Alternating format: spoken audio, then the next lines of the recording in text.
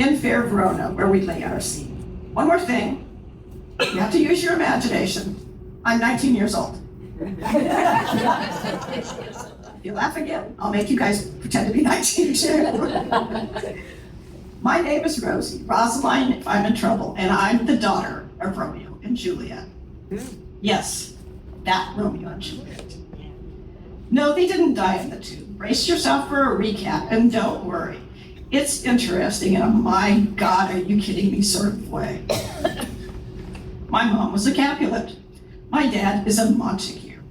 For some reason, lost in the mists of time, their families were deadly enemies. Yet my folks met at a party, instantly fell in love. Nothing bad ever came of love at first sight, right? And secretly got married. That very afternoon, Dad killed Mom's cousin in a sword fight, and then Mom hated Dad cut up 5 really loud lamenting minutes. And then she equally loudly forgave him. They fell into bed, and as I heard it, spent the night doing the horizontal bossa nova. Papa went into exile because of the killing in a town a few hours away, and Mama went into a decline. To cheer her up, my grandparents decided she needed to get married, because in my world, all a woman needs is a husband to be happy. Has anybody in Verona ever once looked around at the state of the marriages in this town? With typical Juliet melodrama, Mom decided she had to kill herself. The family confessor convinced her to take a drug that would put her into a sleep that presented itself as death. I know, you're thinking, come on, there's no such thing. I promise there is. I work with Friar Lawrence, the Franciscan monk and apothecary who mixed it for her. Mom took the red sleeping draught, fell into a death-like state, had a terrific funeral with all the weeping and wailing her family is capable of. And let me tell you, that's some impressive weeping and wailing. It was placed in the Capulet family tomb.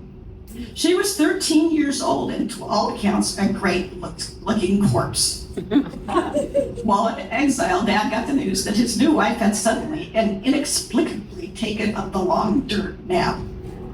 Being of equally dramatic stock, he obtained real poison, raced back to Fair Verona, broke into the tomb, killed Mom's fiance. My father's an impressive swordsman, which is a good thing considering how many people he could assault in a day. Flung himself on Mom's body and took the real poison because his life wasn't worth living without her.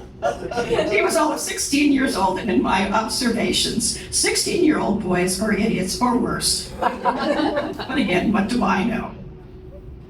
So Dad is draped all over Mom's supposed corpse, to all appearances dead, and she wakes up and sees him. Can you imagine the theatrical potential here? I can't. Unless there's somebody watching, there's no point in getting all worked up. But I stray from the story, which I've heard countless times in my life in breathless breakfast table recountings. Mom grabbed Dad's knife out of the sheath and stabbed herself.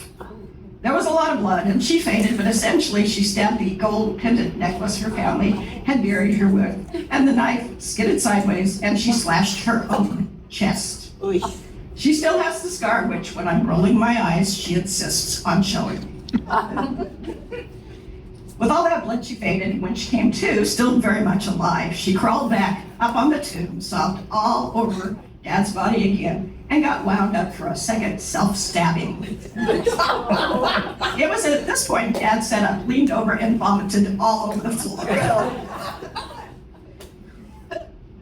It's a well-known fact. You can never trust an unfamiliar apothecary to deliver a reliable dose of poison. Mom simultaneously realized 2 things. Dad was alive, and he was tossing his lasagna all over the place. In a frenzy of joy and fellowship, she brought up whatever meager foods were in her stomach. An argument could be made that she was retching because vomiting is contagious, or it could be said that I was announcing myself to the world. because 9 months later, I made my appearance into the Montague household. Did you follow all that? Yeah.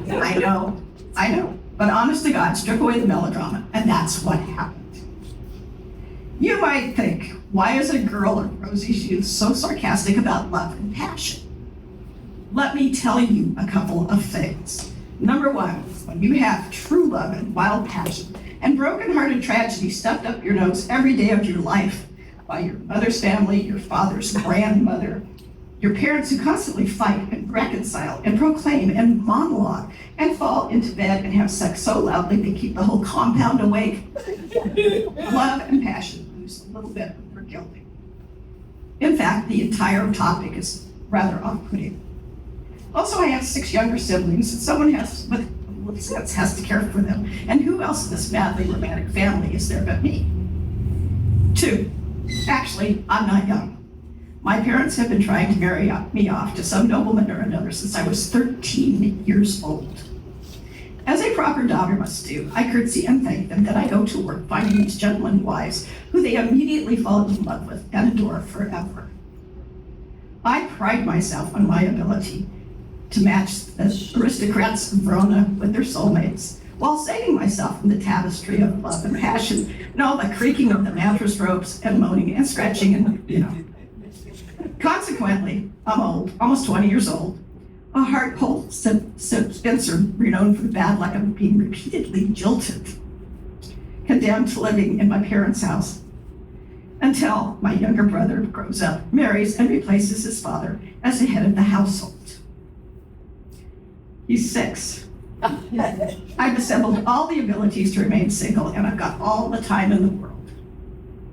Until the day I was summoned to my parents' suite and heard my mother's fateful words. Daughter, your father and I have excellent news for you. My heart sank. I've heard the start of this conversation 4 times before, although not the last 2 years. Yet my parents had once again dragged the subject into the house the way a cat drags in a half-dead rat. A half-dead rat that needed to be killed once and for all. I made this proper response. Madam Mother, I eagerly await your bidding. We have found you a husband.